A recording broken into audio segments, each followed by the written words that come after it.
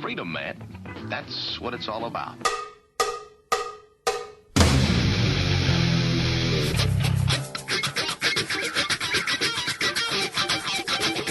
You've got to groove on freedom, like the good book says.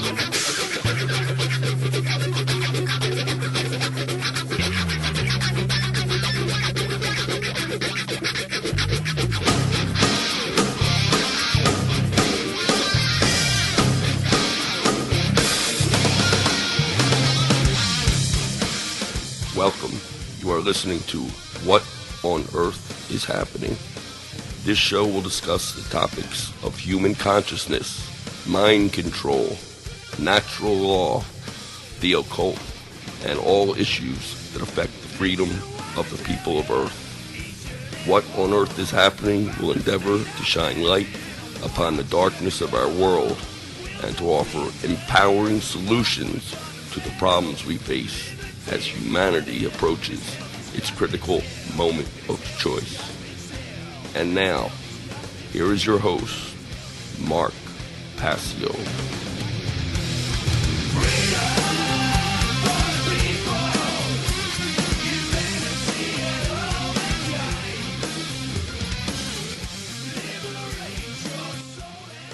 Welcome, one and all. You are listening to What on Earth is Happening right here on the Oracle Broadcasting Radio Network. I'm your host, Mark Passio. My website, whatonearthishappening.com. The network's website, of course, oraclebroadcasting.com. Today is November 6th, 2011, and we have a very special show lined up for you here today. Live on the show today, I'm going to be interviewing Larken Rose of LarkenRose.com. And this is going to be one that you're not going to want to miss because Larken is a great individual who has influenced me so much. And you're going to learn a lot from him here today on What on Earth is Happening. So that's coming up on the show today. I want to make a couple of quick event announcements in this first short segment. I want to let everyone know that I was here in Philadelphia with Freeman for this weekend. He has come, is passing through the area and came to visit, and he brought me on the Free Zone last night, his show on Oracle Broadcasting.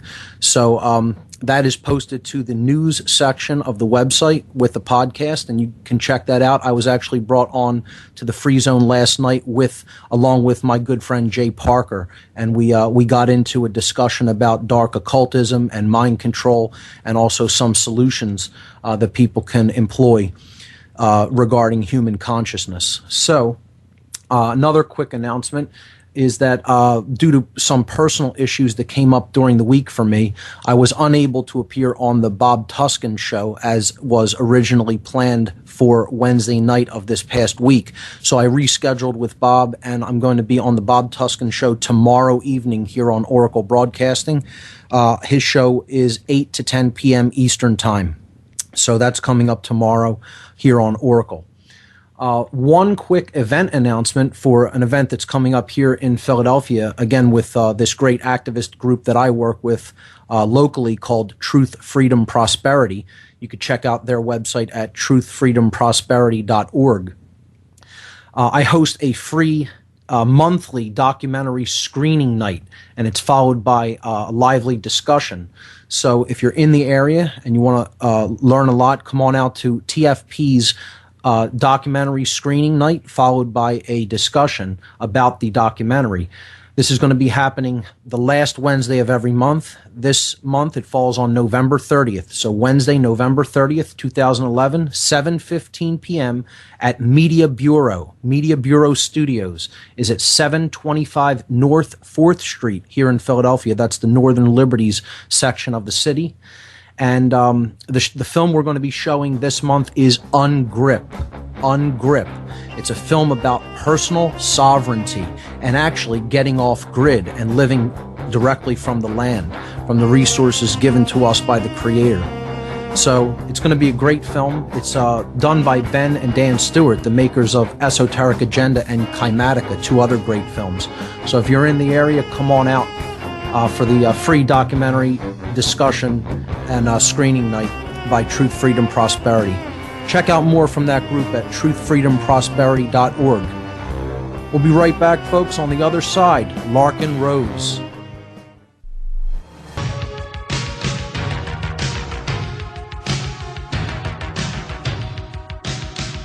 Welcome back, everyone. This is What on Earth is Happening. I'm your host, Mark Passio. Today on the show, we have a very, very special guest, Mr. Larken Rose of LarkenRose.com. I'm going to read for you his short bio, and then we'll jump right into it with Larken Rose. Larken Rose is a self-professed, quote, enemy of the state, end quote, and the author of 4 books, 2 of which he wrote while being held as a political prisoner for a year by the gang that calls itself the United States government. He has also written countless articles and done dozens of radio interviews advocating the concepts of self-ownership and a voluntary society. For the sake of full disclosure, Mr. Rose confesses that he is a former member of the cult of statism, and for years, along with everyone else he knew, devoutly prayed at the altar of the mythical deity known as government. Having eventually escaped the clutches of that cult, he now devotes much of his time trying to deprogram as many others as he can so that they too may reclaim ownership of themselves. Ladies and gentlemen, please welcome to What on Earth is Happening, Mr. Larken Rose. Larken, it's a pleasure to have you here today. It's a pleasure to be here, Mark. Great. So I figured we could start off by having you tell the audience a little bit about your background and what basically guided you to some of these concepts and topics that you speak about now. Well, I was raised basically sort of libertarian-leaning, conservative, Republican-ish. Not just my parents, but most of the town I grew up in. And I can't really point to one source that nudged me in the direction I am now. My wife Tessa and I sort of corrupted each other along the way until we both ended up here. But for me, it was really a matter of getting rid of inconsistencies in my own position. Like, I love to argue and I love to debate and I like to win because it's no fun debating and losing. And when I notice problems in my own argument, I have to back up and say, okay, something's wrong there. That didn't make sense. Like, I'm arguing for constitutional government or limited government or whatever, and I get stuck where my own argument sounds stupid to me, and I back up and say, all right, that didn't work. There's something wrong. What do I have to change? Not just about the argument, but about what I actually think. Because if what I think is inconsistent with itself, it's wrong. You can't be inconsistent with yourself and still be right. You can be consistently wrong, but you can't be inconsistently right.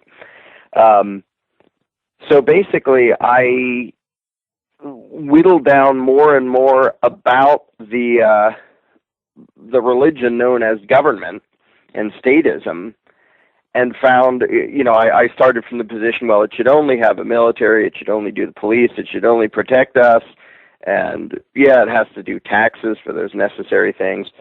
A position that millions of people still believe and still are in. But when it came down to thinking about the underlying principles, I would come across, wait a minute, if I want this thing to protect us, how does that jive with assuming it has the right to extort people and tell them you have to pay for our quote-unquote protection? And so I started saying, well, taxation should be voluntary. And I realized, well, if it's voluntary, it's not taxation. And so just bit by bit, the whole illusion of authority in government sort of fell apart. And this was this was having debates with people online and in person and reading things. And a lot of it was just having discussions with my wife, Tessa, like I said. And we each corrupted the other one into giving up statism. I'm not sure who won the race, but we both sort of talked about things back and forth until we both ended up realizing there can't be legitimate government. There can't be a ruling class that has the right to be there. And unlike most anarchists or voluntarists or whatever term is less scary for people, I didn't come to the conclusion that we could either have government or we could have no government, and no government would be better. like on a practical basis. I know a lot of people do. I got there by realizing there can't be government. There can't be legitimate authority. There can't be a right to rule. No political ritual or document or any of the rest of that can make one person have the right to rule somebody else. And if it's impossible, if it can't exist, arguing about whether we should have it makes as much sense as arguing about whether we should have Christmas with Santa Claus or without Santa Claus. When you realize there isn't one, that question is sort of, well, duh, there isn't one. The only question after that is, do you want to live your life based on a lie, imagining something that isn't there, or do you want people's perceptions and behaviors to be based on reality? And really, that's all I advocate, is that people act, view the world and act accordingly based on reality, not based on the mythology we were all taught, having to do with authority and government and law and crime and all the terms that basically imply that we need a ruling class and that there can be a ruling class that's legitimate, and that if we don't all bow to this superhuman thing that keeps us civilized, it would be chaos and mayhem. So that's one of people's most overarching fears, of the reason that they give for the necessity for government is that if there wasn't any, there would be chaos, and the underlying emotion that drives that position is fear. Absolutely. And I like to point out that fear, which, and I had it for years and years, no, we can't have none, we have to have some.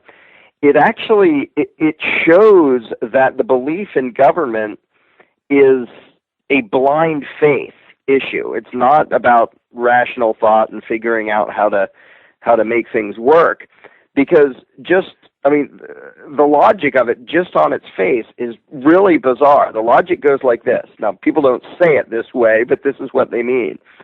Human beings are so unpredictable and sometimes immoral, sometimes negligent, sometimes nasty, that we have to take some of those nasty, negligent, vicious human beings and give them the power to control the rest of us by violence. As if that's a rational solution, whether we're all nice or all nasty or something in between. But the only reason anybody would ever suggest such a thing, and I often make a comparison that if you're getting attacked by a swarm of killer bees, the solution is not to try to create an authoritarian hierarchy among the bees to have some of them tell the other ones not to sting you. However nasty we are, or however nice we are, taking some of us and giving them permission to dominate everybody else is a really bad idea. And the only reason that isn't obvious to everybody is people are taught to view government as a superhuman entity. One which we voluntarily choose to abdicate our personal responsibility to. Larken, hold it right there. This is absolutely great. We'll continue right on the other side of this break. Don't go anywhere, ladies and gentlemen. You're listening to What on Earth is Happening here on the Oracle Broadcasting Network. Constitution like the...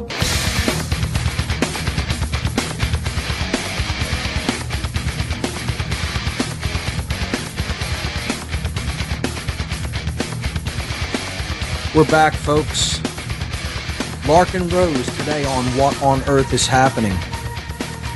Let's jump right back into it with Larken. Larken was explaining to us that he had arrived at his current position that all statism, the belief in authority, is a cultish belief system because he stripped away all of those veils that stand between our perception and the truth. And he was able to do something that few people are able to do, seem to be able to do. He was able to set his own ego aside and reevaluate his belief structure. And to be able to say, I was wrong, and then change your mind is one of the most powerful internal works that anyone can ever perform upon themselves. So, Larken, go back to what you had been talking about before about the idea of handing over authority to people who are basically, fundamentally not perfect in their own right and don't really have any kind of a perfected morality is a flawed idea to begin with. Right.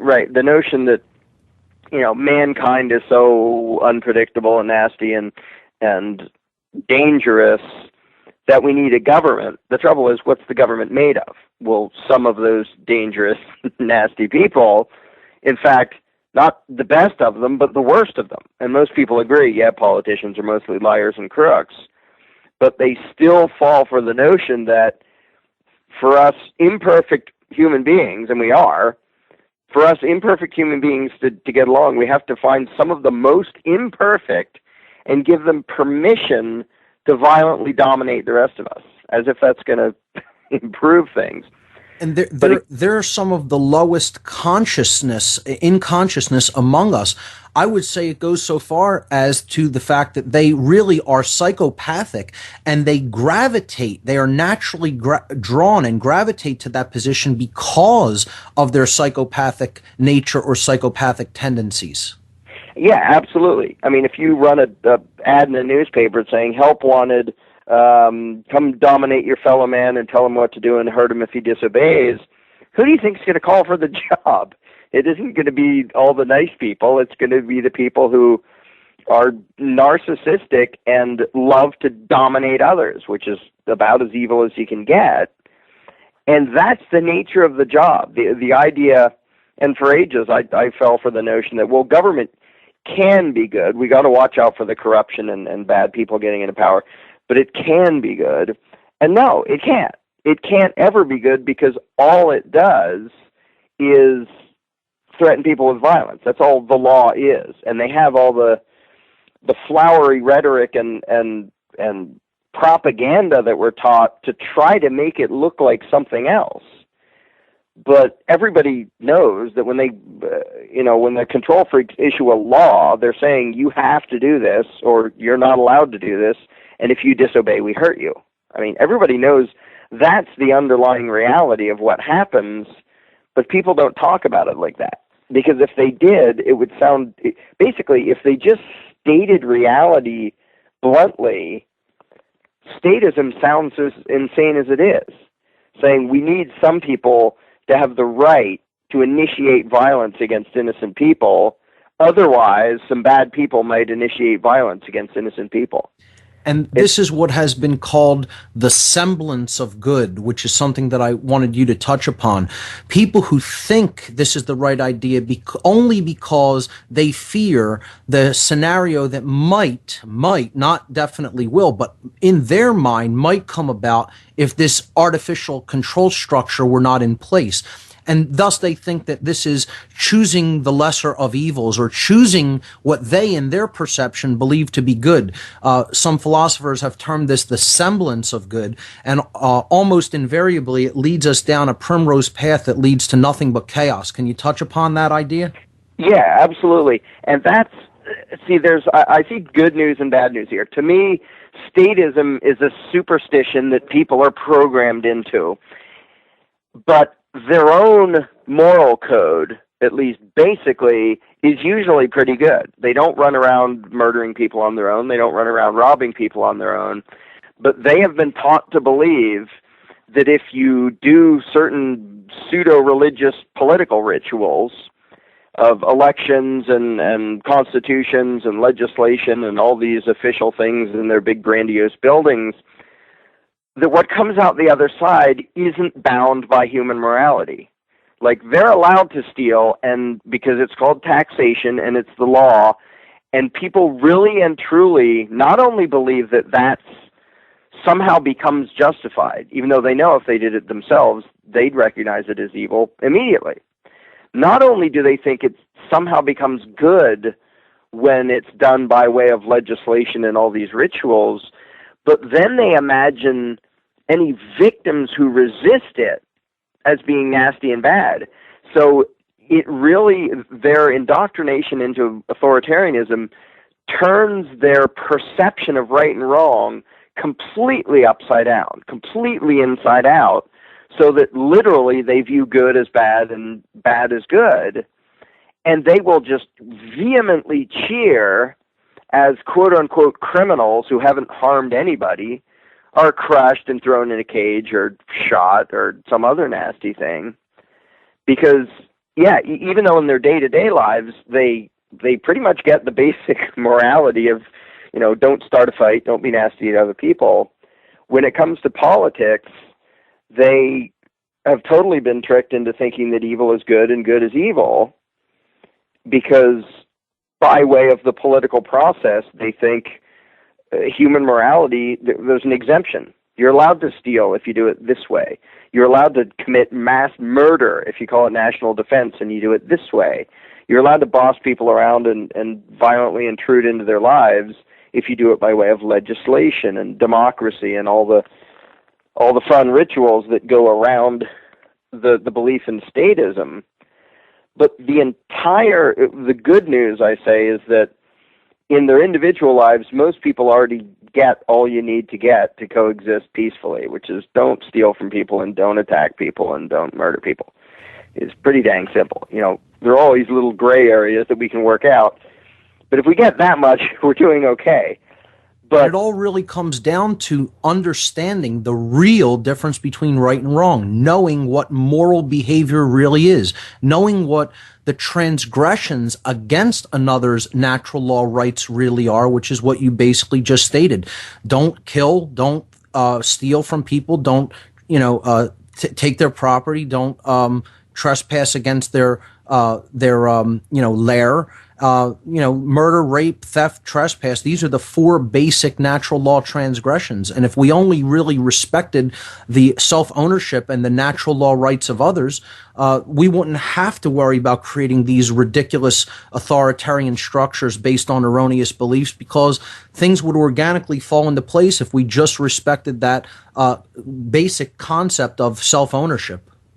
Right. And the reason I refer to the belief in authority as the most dangerous superstition is not only, like, people look to government to protect us from the imperfections of humanity. What they don't get is the only thing they're adding, the only thing that happens as a result of the state is more of those 4 bad things, because that's all the state ever does. It doesn't come along and make nice, helpful suggestions. It makes commands, and it hurts those who disobey. And so the idea that you can make civilization by way of doing things that are exactly opposite to civilization is insane, but it's what we were all taught. It's what I was taught, and I believed it for years and years and years, that we need government, this giant, powerful, violent, control freak mechanism to make us good. And you can't command moral behavior. Moral behavior cannot be commanded. It can only actually really be taught by those who have developed it themselves and then accepted by others who want to learn it. We'll pick this up on the other side. Don't go anywhere, folks. You're listening to Larken Rose right here on What on Earth is Happening. We'll be back after these words.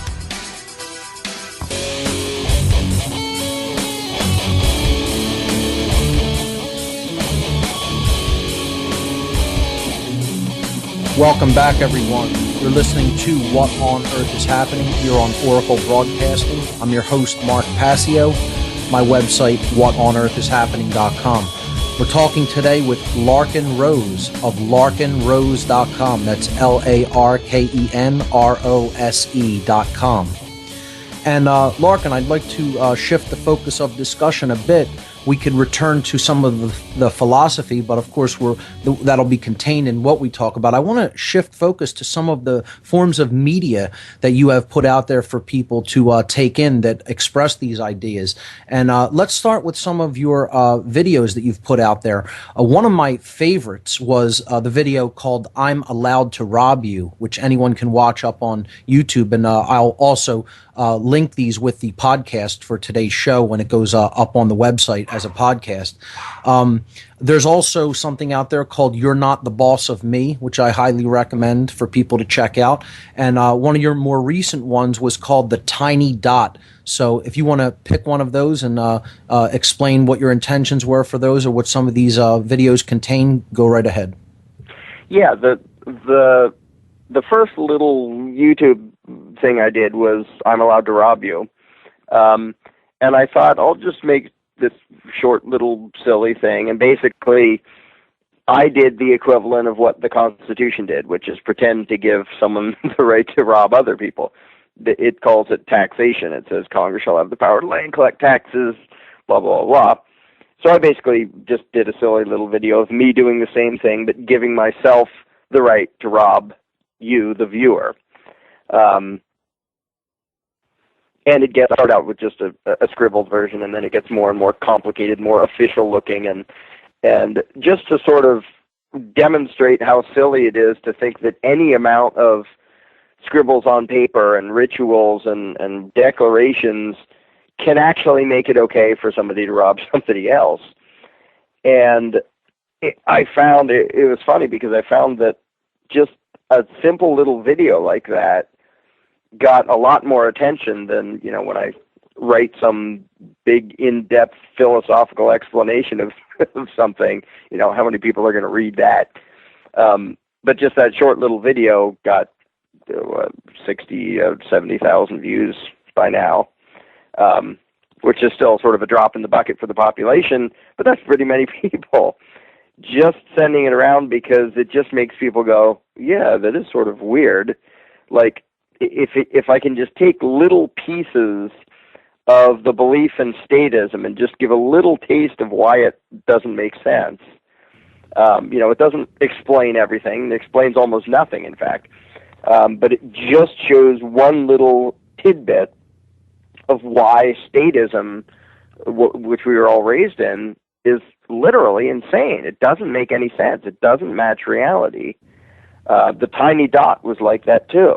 It just very simple animation showing the statistical difference between the number of people that claim the right to quote-unquote tax everyone in the country on what they earn, and the number of people who are handing over their money because this tiny little speck says you have to give us your money. And just showing the difference in size, it immediately jumps out at you, why the heck are these people going along with it? And why do they pathetically beg that stupid little dot you can hardly see to let them keep more of their money?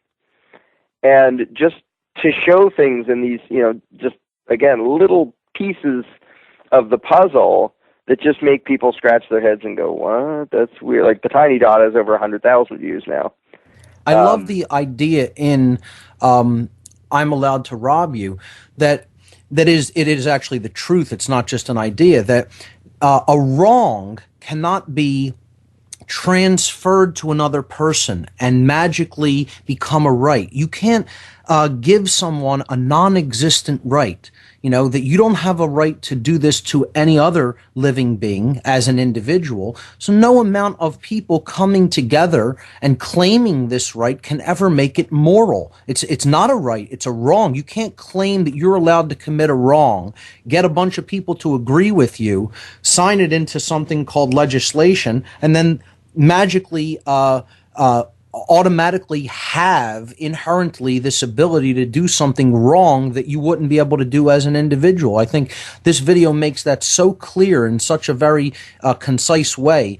That's what I found so powerful in watching it, and why I think more people should watch it to try to understand that particular point.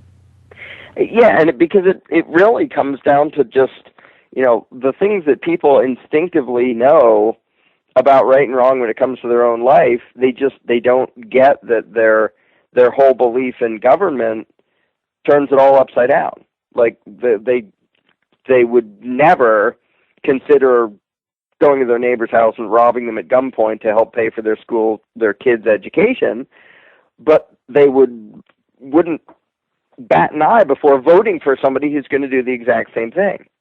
And yeah, the video demonstrates, because one of the versions of me trying to give myself the right to rob the viewer is, well, I got some of my friends to sign this one, and they all said I have the right to rob you, as if, and anybody watching it immediately sees, well, that's silly. Your friends can't give you the right to rob me. But it's so obvious, it's so simple that it's almost stupid, But then you realize, well, wait, then how did the Constitution do it? How does democracy do it? How does government do it? None of it makes any sense. It just shows you how much of a stranglehold this cult, and that's exactly what it is, has on the minds of people, and the things that they have gotten them to believe in that have absolutely no fundamental basis in reality or morality. Right, and in so many of these instances, the truth is so painfully simple. And the lie is this huge, complex, convoluted, mental gymnastics trying to make the insane sound real. Like, well, they represent us, and like the end of the tiny dot gives his explanation of why this is okay, that there's this tiny little dot robbing all these people, and why they're obligated to do it. And the mythology we're taught, which I memorized and I spouted back and I got good grades, is utterly insane. Okay, there's this group of people, they rob us, but they're representing us when they rob us and acting on our behalf, and so they somehow have our consent when they rob us. And all these things are blatantly, obviously untrue, but we were all taught to memorize and repeat them. Because if you memorize and repeat something blatantly untrue enough times, you start to imagine that it makes sense. And the challenge here is just to get people to look at some really obvious, simple truths, like you can't delegate a right you don't have. It's just another way to say what you were just saying. And two people can't delegate a right that neither of them have. And just everybody instinctively knows that in their day-to-day lives. But then you say, okay, well then how did Congress get any right to do anything that I can't do myself? And then they go into their sort of mental retreat where they start to spout the bizarre, nonsensical excuses that they were taught growing up, why it's okay for that group to rob somebody else, and why it's not really robbery, and why it's really with our consent. Like, yeah, why do they have all the guns in prisons if it's with our consent? But they spout back the completely nonsensical garbage but you can see it. You can see that it hits them in the head, and they know, yeah, this doesn't make sense, and they freak out and go into literally psychological denial. They don't want to see something that simple that contradicts, a fundamental premise of the way they look at the world. And so many people are willing to go along with this system to sit on a jury in judgment of other people who have actually committed no actual violent wrongdoing against another living being, and say that they are willing to agree to have them be put in a cage, taken away from their family. I mean, as a personal little anecdote here, a situation just came up within my family where my cousin's husband was just sent away to prison for an interaction between adults that involved substances. And, he took a plea bargain so as to avoid a jury trial, which he thought would have gotten him more time because people, would probably find him guilty based on man's law when no other living being was hurt by this voluntary exchange that took place, Yeah, and their perception, the perception of the jurors and most observers, is completely twisted inside out. Because if you said, "Hey, here's my gun, guy over there, he's smoking pot. Go kick his door down, drag him away, and lock him in your basement for 10 years," they would say, "What? Are you crazy? I would never do that." Okay, well then why would you vote for somebody else to do the exact same thing? Why would you sit on a jury and say, "Yep, I approve of putting that guy in a cage for having a substance or something"? Exactly. Larken, we're going to pick this up on the other side of the break. Ladies and gentlemen, you're listening to What on Earth is Happening. My special guest today, Mr. Larken Rose. We'll be back where we'll talk about some of Larken's books that he has written. And we'll tell you how you... world's first and only Swiss Gold...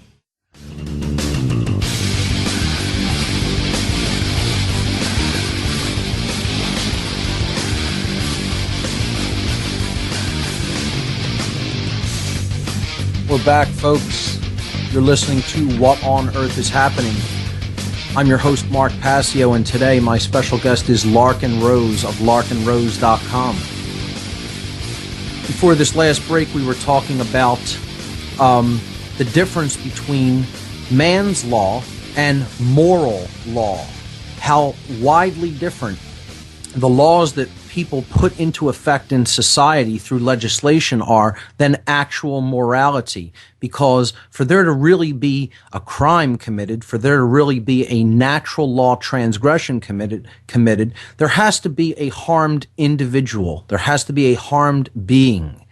And so many offenses that people go away to prison for, and people are all too ready to put them there for doing, just because they believe in the claim of the state. They have actually harmed no one in doing that. They have not actually committed a transgression against someone else's natural law rights. So these are some of the things that Larken puts forward in some of his videos. So Larken, you want to pick it up from there? Sure. Not only do people, they'll sit on a jury and say, hey, the law says you're not allowed to have that substance. They don't even know what they're saying. They literally don't know what they're saying when they say the law. If you ask them, well, what are you talking about? Where did it come from? Well, government. Okay, what the heck is government? Like, what's the origin of this scribble that you think makes it okay to put someone in a cage for having a substance or committing any other victimless, quote-unquote, crime? And eventually they realize, well, it's stuff politicians make up. But they don't talk like that. They talk as if it's, some holy thing descending from on high, the law. Like, who are you? And you can see it in terminology they use on a daily basis. They brag about being a law-abiding taxpayer, and they say, you think you're above the law? And I say, absolutely I'm above the law. Everybody's above the law. It's almost impossible to be below the law if by law you mean the politician scribbles. Because the politician scribbles legitimize way more violence and theft than the vast majority of things that they declare to be crimes.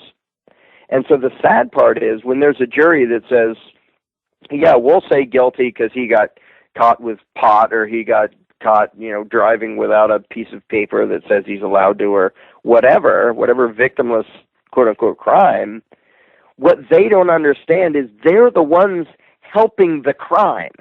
The real crime, when you're talking about natural law, you just put a guy in a cage. That's violence. Exactly.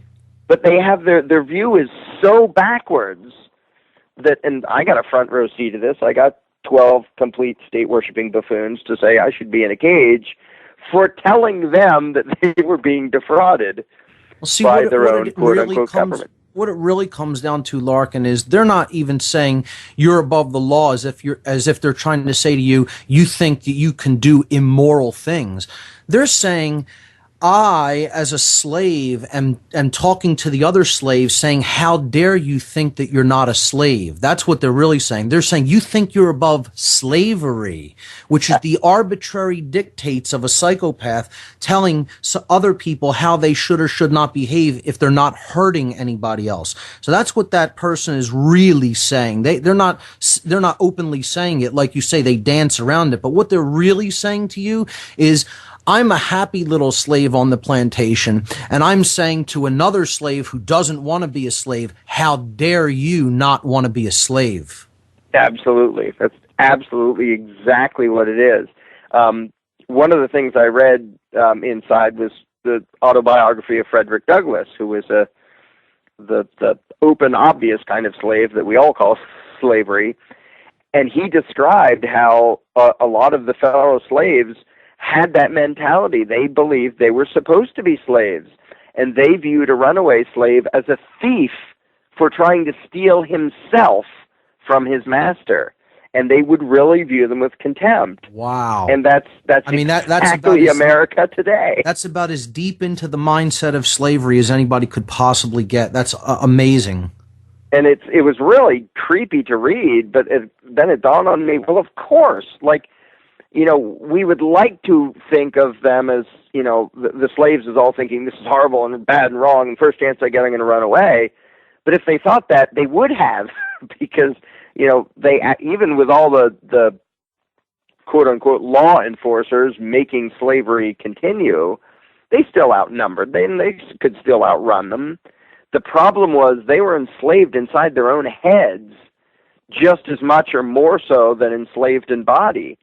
And if you actually believe that you're supposed to be a slave, and you do if you take pride in being a law-abiding taxpayer, because what that means is I do what the politicians tell me and I give them my money. If you take pride in that, you are taking pride in being the property of politicians. And as long as you have that mentality, you're a slave forever. And you won't be able to understand why anybody else wouldn't be that. And you can see it. I saw it in my own jury. They couldn't fathom how another human being, never mind the legal reasons, would ever not want to pay homage to the master and say, yes, master, here's a bunch of what I earned, and, here's the fruits of my labor, here's a piece of my life. And they literally couldn't imagine how any human being who is good wouldn't bow the way they do. So they said guilty, and I got to be in a cage for a year. Like you said, it's a complete twisting onto its head of true morality. True morality is actually standing up for your own rights and respecting the boundaries of other people's rights. And what they're saying is you're immoral if you don't want to have your rights transgressed upon by others. Right. And in my case, what was really frustrating, and I admit I had a hard time not being bitter and angry about it, is what I did. I didn't get caught doing something. I set out to have the trial. I was there to tell those 12 people, you are being defrauded by your own government. And so I was there telling them, you're being victimized by an actual crime, like with a victim, you. And their response, because they've been so indoctrinated into authoritarianism, was, well, you're bad. You're bad for pointing out to us that somebody's robbing us, and for trying to not get robbed yourself. I mean, it's just like, again, in their daily lives, people aren't this insane. It's only when it comes to politics and government.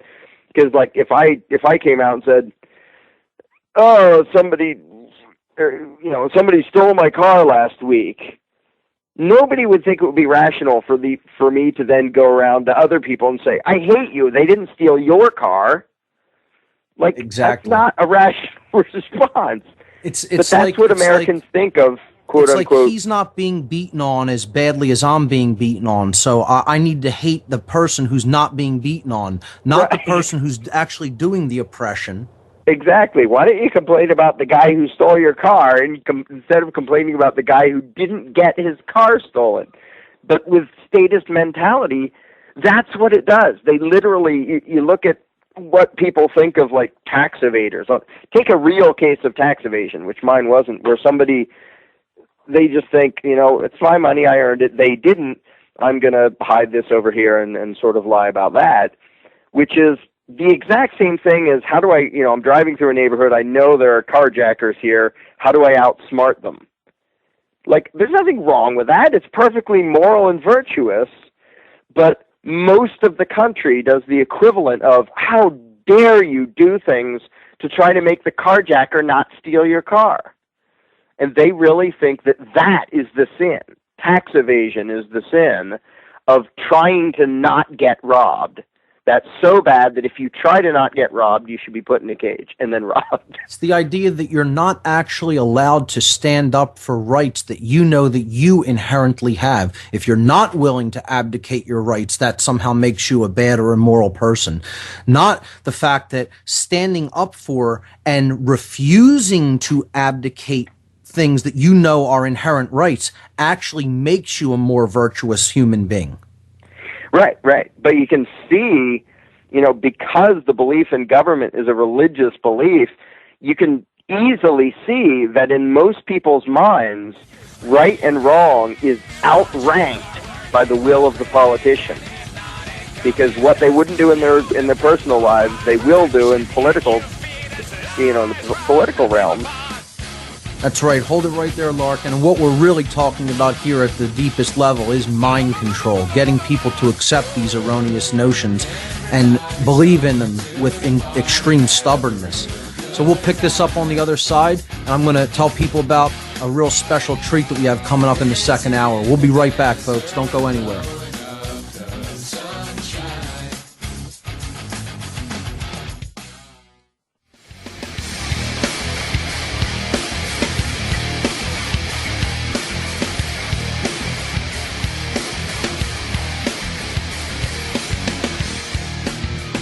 Welcome back, everyone. You're listening to What on Earth is Happening here on Oracle Broadcasting. I'm your host, Mark Passio.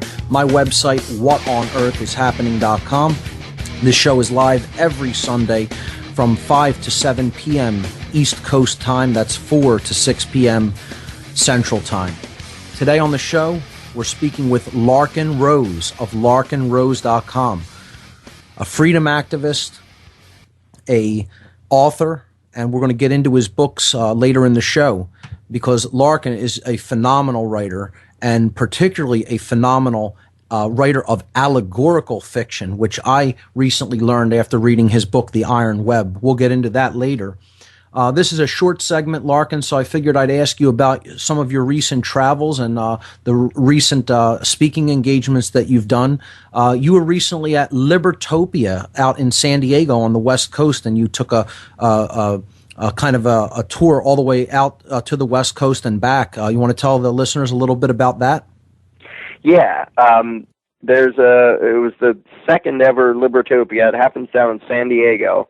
And I live just outside Philadelphia, so it seemed pretty unlikely to me that it was going to work, but I said I would do it, and with the help of very generous people on my email list, donating to make it happen, I used it as an excuse to drive my family, my wife Tessa and our daughter Alyssa, across the country, seeing lots of cool places on the way to San Diego. The trip ended up being over 10,000 miles, so it was very indirect.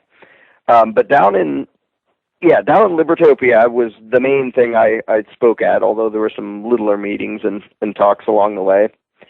And it was interesting to be at a thing which was almost exclusively anarchist / voluntarist / whatever you want to call it.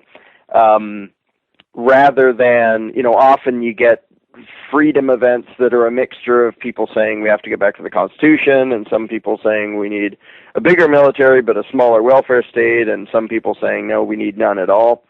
And Libertopia was very consistently self-ownership, voluntary society, the state is illegitimate, all that fun stuff. I was there, Stefan Molyneux, Mark Stevens, Bill Bupert, whoever I list, I'm going to forget somebody and feel bad about it later. But Butler Schaefer, a bunch of people doing different presentations and talks, and just trying to get people to grasp the idea that, as much as we were taught that government is necessary and noble and righteous and all that, and without it there'd be chaos and mayhem, it's a lie. Humanity, the only moral choice is nonviolent coexistence, peaceful coexistence, and that rules out the state entirely. It totally rules out government. And it was fun to be in a place with 200 or 300 people. I don't know what the exact count was. It was pretty good since it's only the second time it had happened.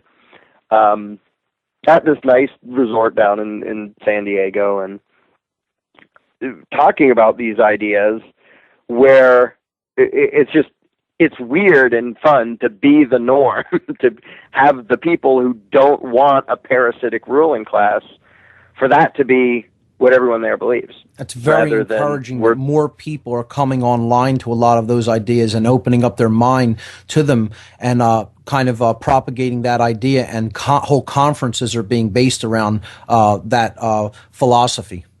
Right. And it's, I remember when I thought I was the only one, or like one of 10 or something that I knew, and now it's in the thousands of people who are saying, yeah, morality, we got to do away with the state because it's incompatible. Fantastic. Larken, stay with us.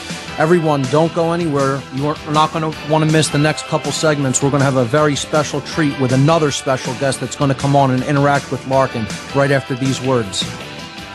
Frozen in silence, facing it alone.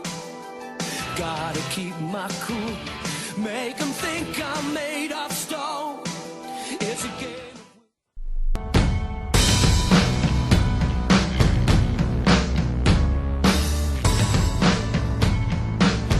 All right, folks, we're back.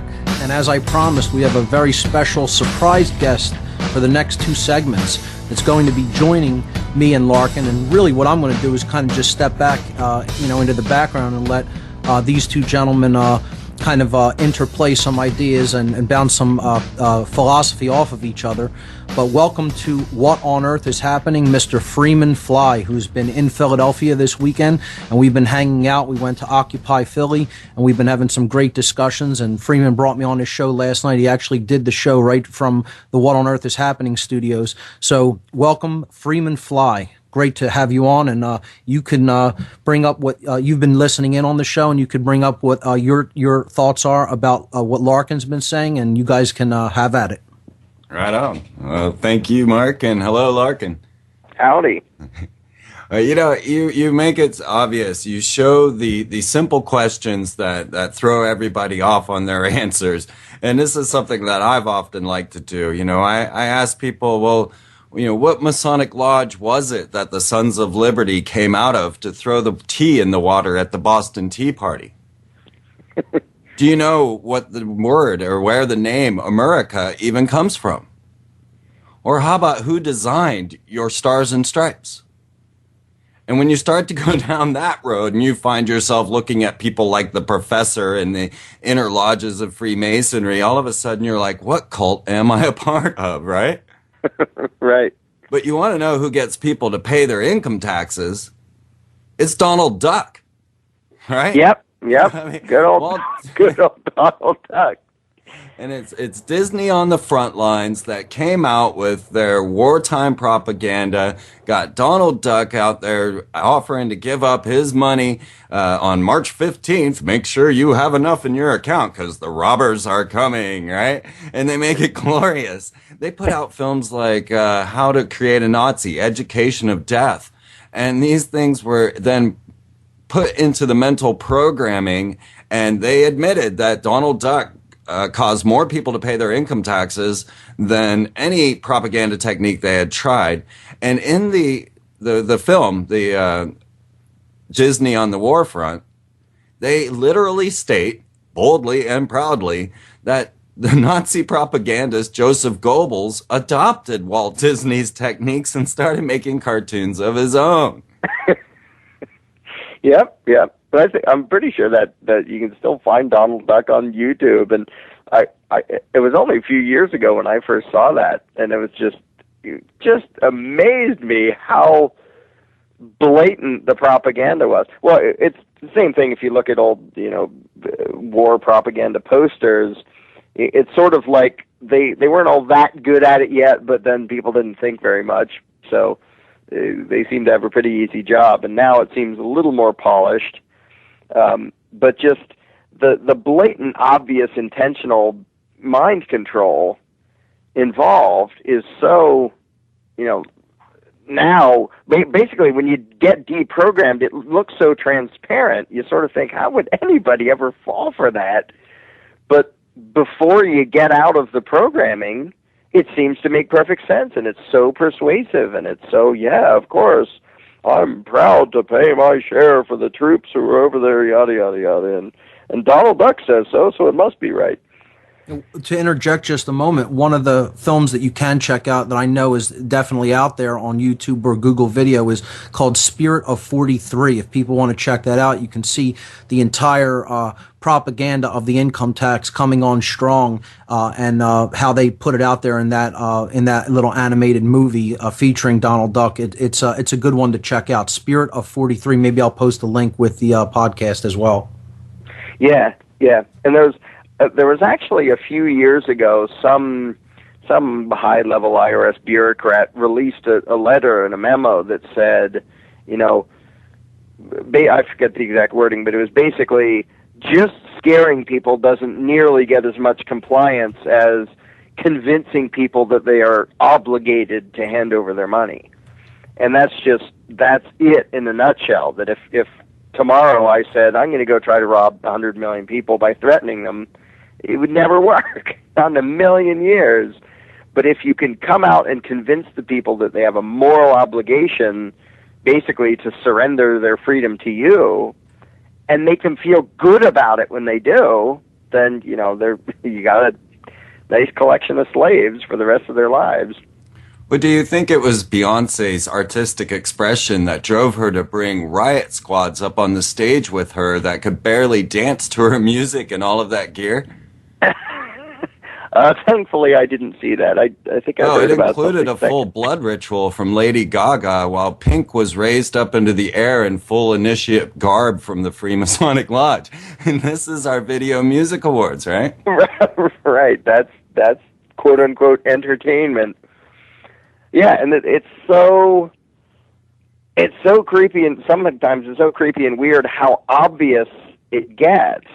Like how obviously weird and, as deep as you want to get, as demonic or anything else. And people just sort of, how obvious does it have to be before people start going, wait, this is a little bit weird? Well, let me throw in an anecdote then. I was at a John Harris talk in London. I'd been brought there to meet John, and, I'm Freeman, right? So prior to the Freeman on the Land movement, by the way, I'm not a sponsor of that. I think that's a false paradigm that you're trying to engage with, so why engage with it? So, Freeman, I've been that long before the Freeman on the Land existed, just to make that clear. But I was at this John Harris talk, and this is just an anecdote to show the mentality that keeps this thing in operation.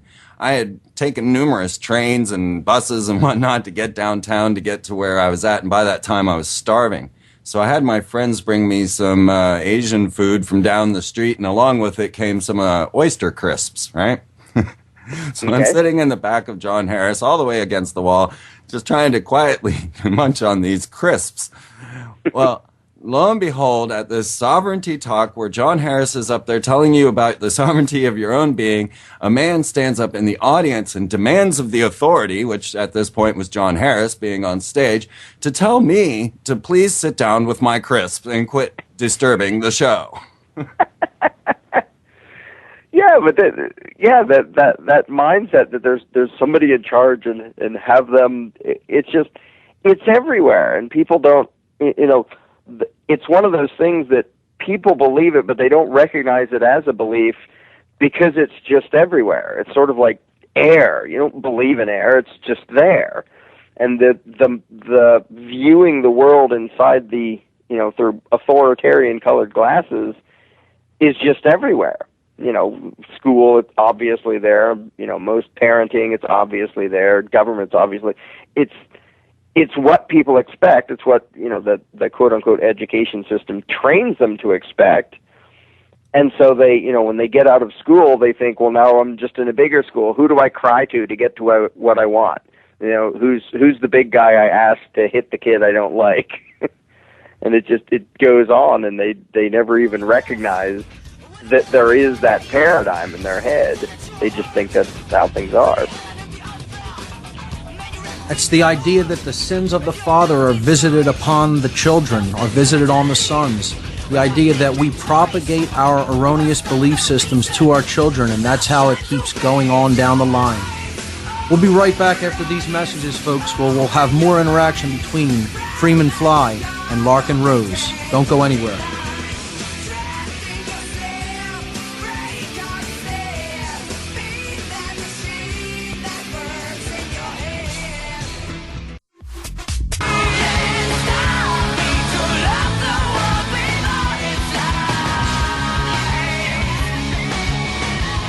We're back, everyone. This is What on Earth is Happening. I'm your host, Mark Passio. Today on the show, we're talking with Larken Rose. We have a special in-studio guest, Freeman. Before we get back to them, I want to give the call-in number because in the last half hour of the show, we will be taking calls. There are a couple of callers already in queue to speak with Larken Rose. But Be patient. We will get to your call. The call-in number for the show is 866-841-1065. Once again, 866-841-1065. You give a call in, and please be patient. Again, there's a couple of callers in queue. We'll try to get to all your calls in the last half hour of the show. So let's go back to Larken and Freeman, and I want to kind of steer you guys in a particular direction here. Let's get both of your take on the Occupy movement. That should be very interesting. So who wants to start? You can go first. Go ahead. Yeah, sure. I'll jump in on that one.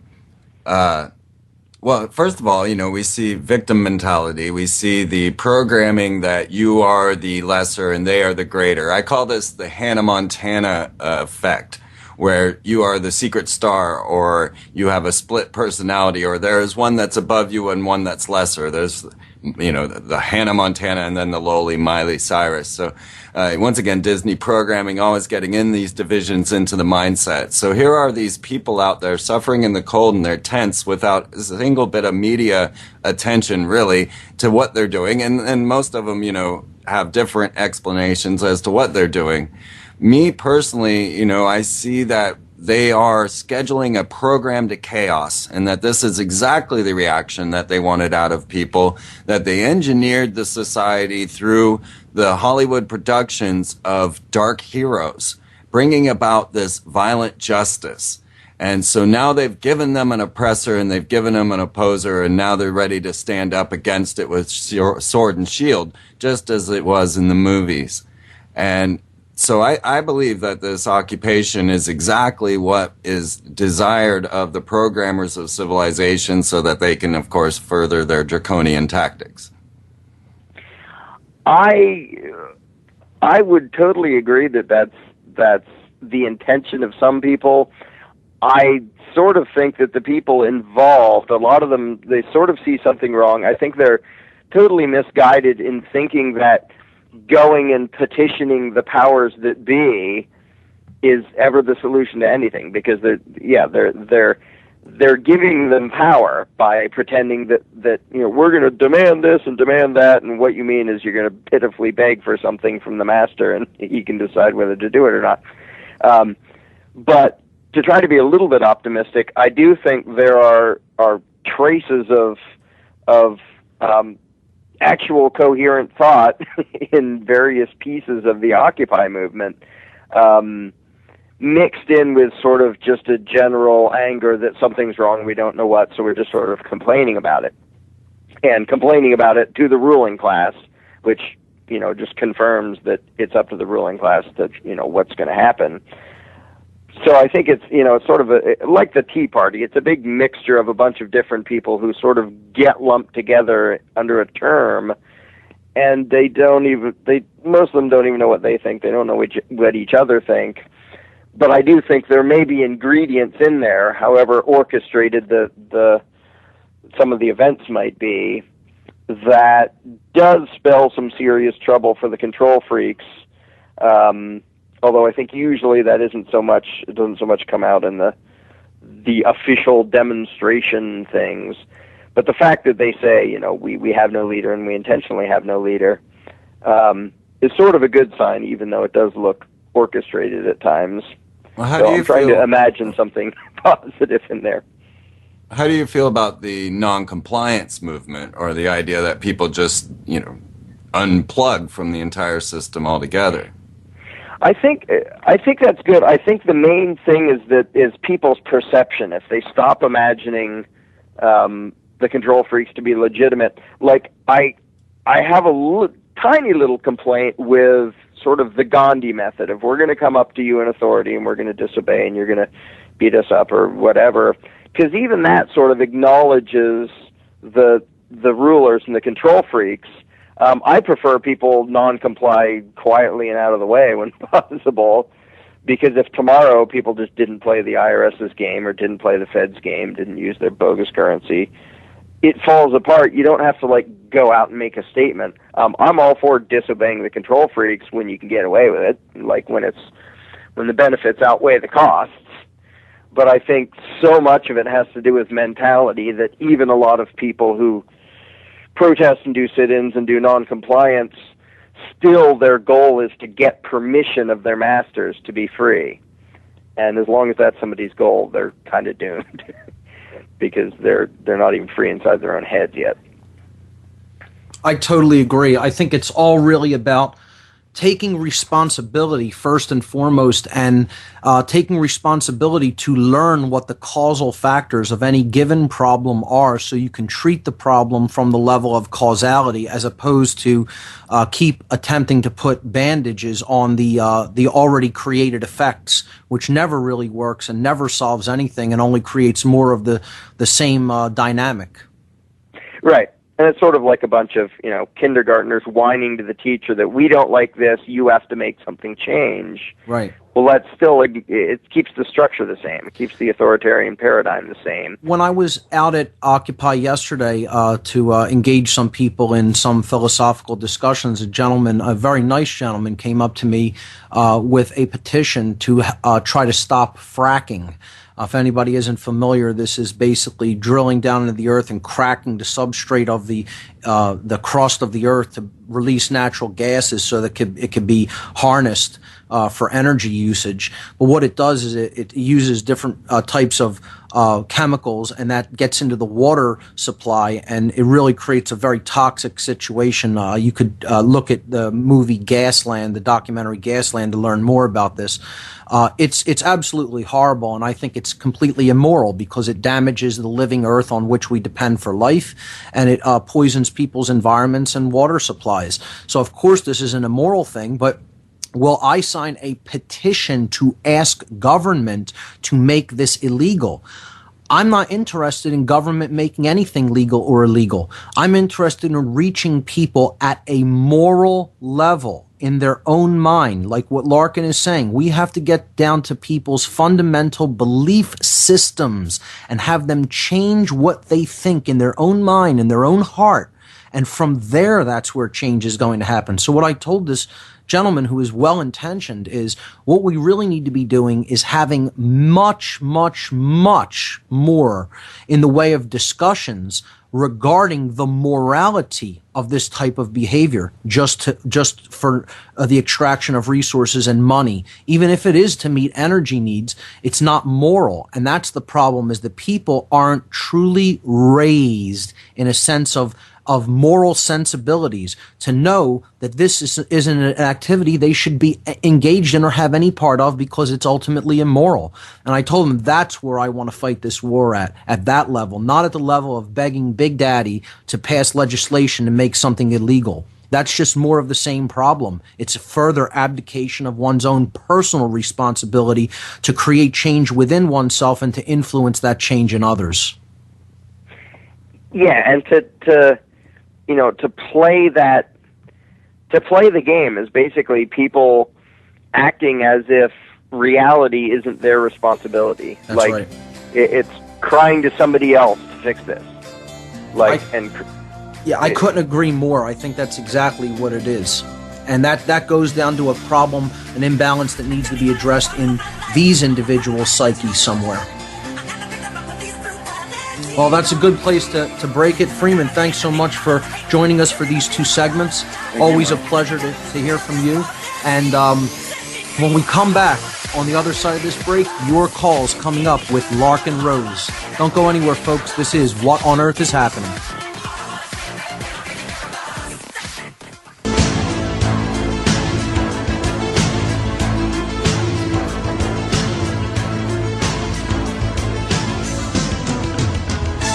Welcome back, ladies and gentlemen. This is November 6th, 2011. Special guest today is Larken Rose. Lark, what do you think? You want to go to the phones right now and take some calls? Sure. Great. Okay, here we go. Kevin from Philadelphia, you're live on What on Earth is Happening. Welcome. Kevin from Philadelphia, area code 267. You're live on What on Earth is Happening. Can you hear me? Hey, guys. Can you hear me okay? Hey, there you go, Kevin. How are you? Yep. I just wanted to say how much I'm honored to actually be on a call to actually even be able to speak with you, Larken. Thank you very much for having me on, Mark. Sure. It's you guys are have been very inspiring to me, and my wife and I had a really great conversation about a lot of really deep stuff after just listening to the Tiny Dot and the one about the Constitution as well. So the I'm allowed to rob you. I thought that was they were just brilliant. So thank you very much for putting those out there. In the same vein that you guys are speaking about all of this supposed morality of government, and I agree with you completely. I also would like to challenge you both.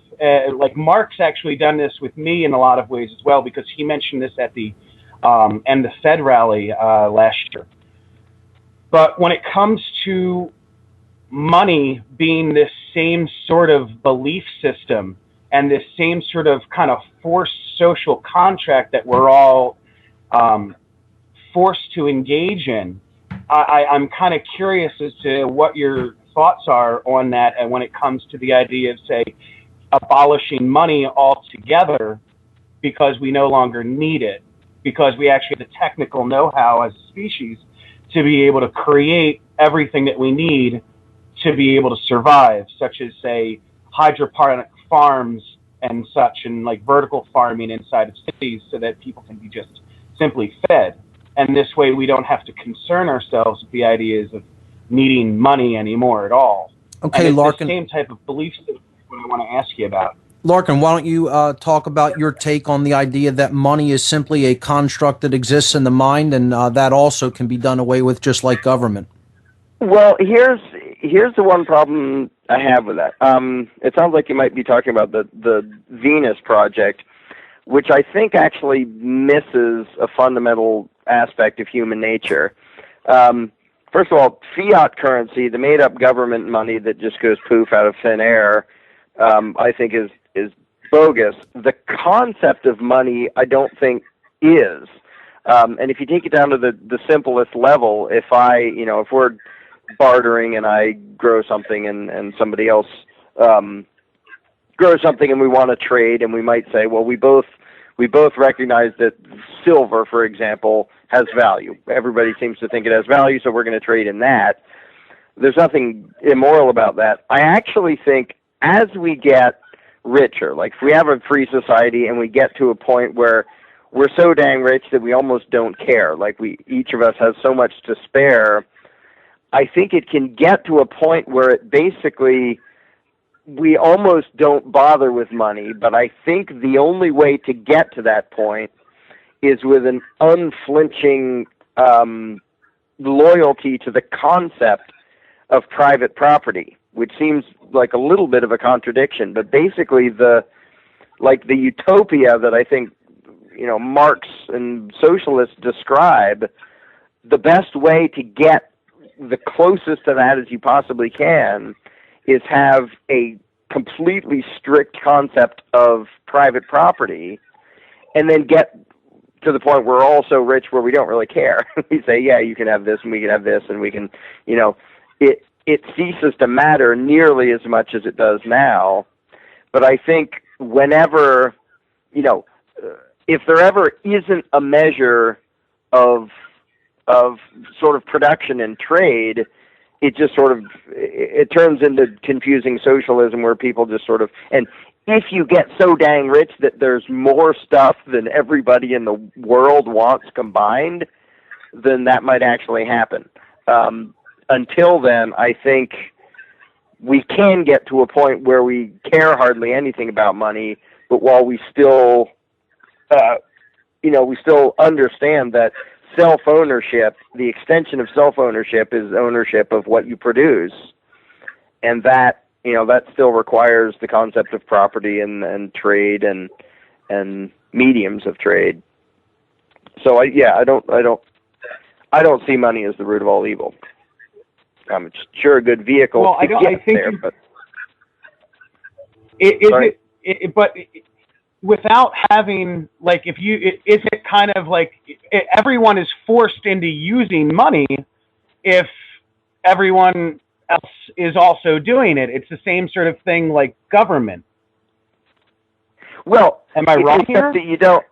Right. It doesn't. Money in general doesn't have to be that way. It can just be, we use this as a medium of exchange because bartering doesn't always work. Yeah. Right now you're forced into it. You can't not. You have to accept it, and it's fiat garbage, which sort of, it gets called money, and then it sort of, there's a guilt by association thing between things that are perfectly moral and not forced and voluntary, of if we decide to trade with silver or whatever else we decide to. So I just think there's a distinction there that the matters. distinction that you're making is whether the actual exchange is voluntary or is whether it is forced by some entity that is saying this is the only actual legal mechanism for exchange. Right, because that's always bogus.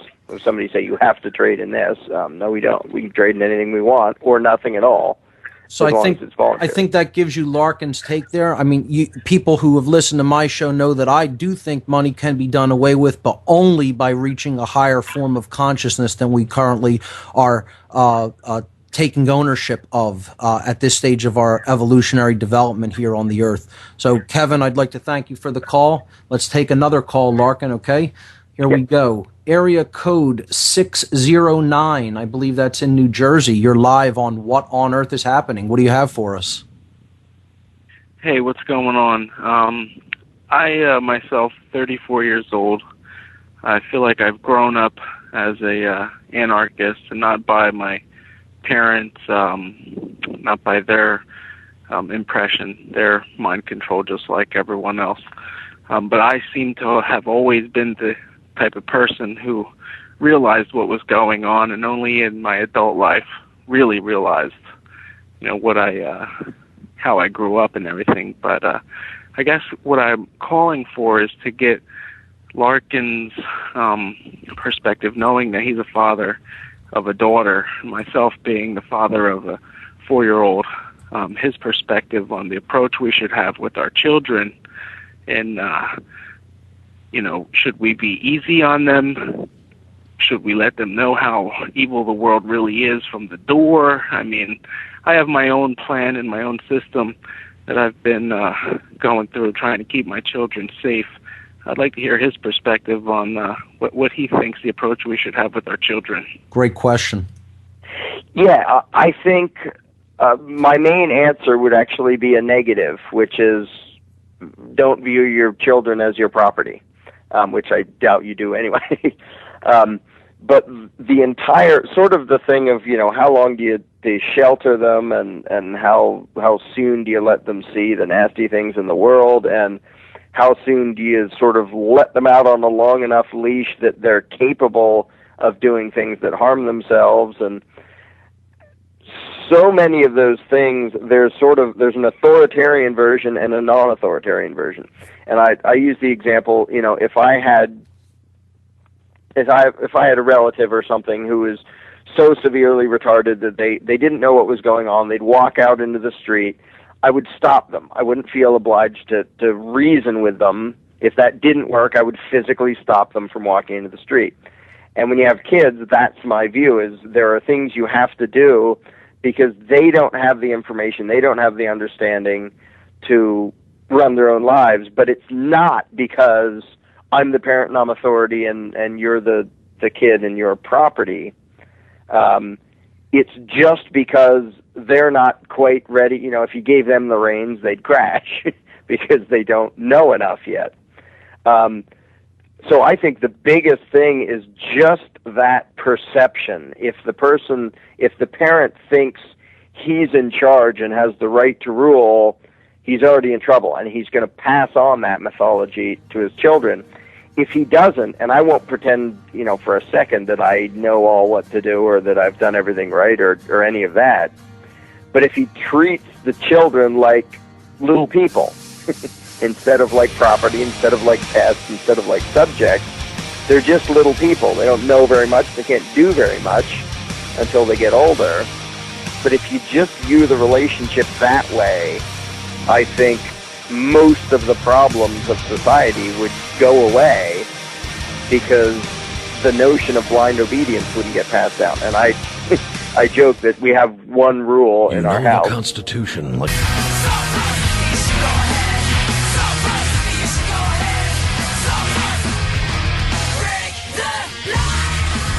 Welcome back, folks. This is the last segment for this edition of What on Earth is Happening with my special guest, Larken Rose. Larken, let's take one more quick call, and then after that I want you to tell people about your books and how they can get a hold of them. And then the floor will be yours to take us out. So here we go. Area code 519. You're live on What on Earth is Happening with Larken Rose. What do you have for us? Greetings. Am I coming through okay? Yes, you are. Yep. Awesome. Yeah, I just actually just had a quick question. I won't take up much time. Just wondering, like, could it be that the real sort of lowest common denominator is that we're all claiming ownership of the name that we've been told is us, like from the day we were born? Like the legal fiction is what I guess I'm getting at.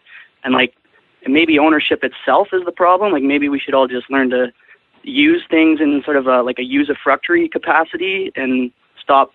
I mean, really, none of us are taking things with us anyway when we go. So could it be that ownership is sort of a bit of the problem? Well, to me, the term ownership just means basically who gets to decide what's done with that thing right now.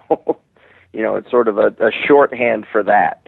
And like the problem with, for example, communism, the notion that everybody owns everything, is if two people both want to use the same chair, or eat the same sandwich, or whatever, instantly there's a conflict. And if there is no way to resolve it other than, well, let's duke it out or whatever, it doesn't work well. And so ownership to me is just sort of a way of first, and saying you own yourself, I admit, is a little bit schizophrenic. It's really more a matter of I'm a sentient being. I can't be, I make my choices. Basically, I make my choices, rules out authority.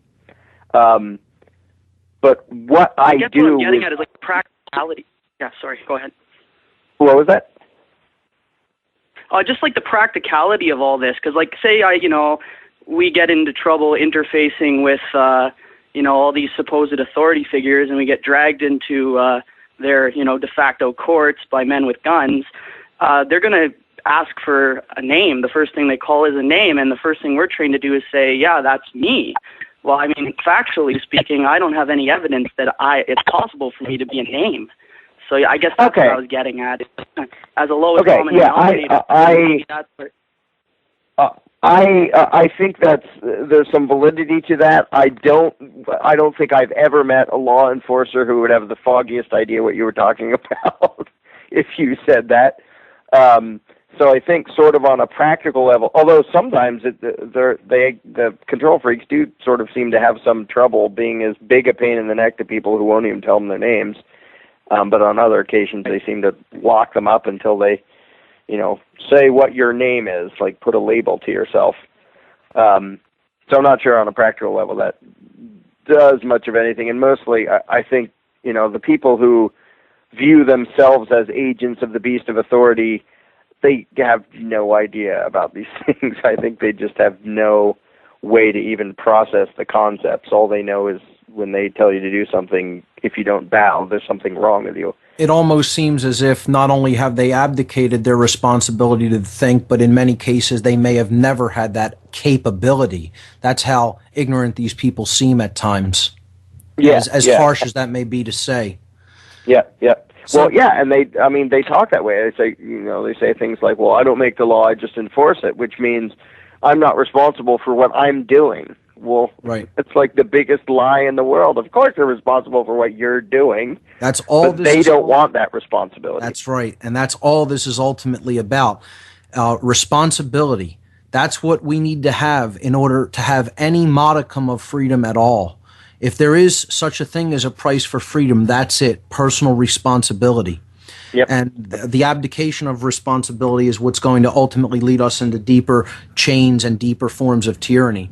So, Larken, we have about 5 minutes left on the show. I'd like to get into your writing because you're a phenomenal author.